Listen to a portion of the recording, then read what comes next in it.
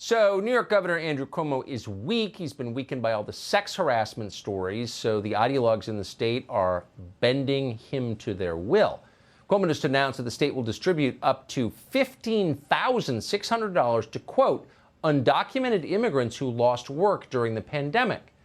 It's not clear what kind of ID these undocumented immigrants, people who have no respect for our country or are here illegally, what are they going to provide to show that they're undocumented or entitled to payment?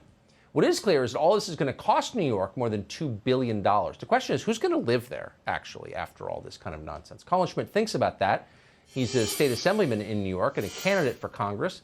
He joins us now. Mr. Schmitt, thanks so much for coming on. I'm sincerely worried, I mean this for real. Who's going to stay in New York when they start doing things like this? Absolutely, Tucker. This is a disaster for New York taxpayers. We have Governor Cuomo and the Albany Democrats ramming through a budget which is going to provide up to $15,600 in free taxpayer cash to illegal immigrants. They're going to raise taxes $4 billion to help pay for it.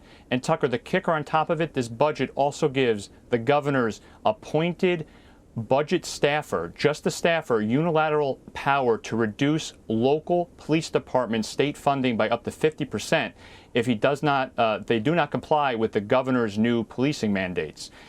People are being forced to leave New York, and this is example number one.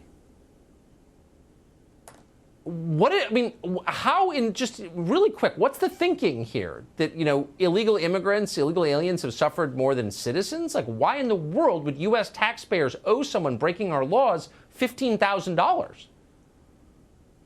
It is an affront to New York taxpayers, and it really just shows that Governor Cuomo, who's engulfed in scandal, is not capable of leading the state. He's under immense political pressure, and he's using money out of taxpayers' wallets to try to cling to power, to appease the furthest left fringes of the state legislature, to really try to hold on to his seat.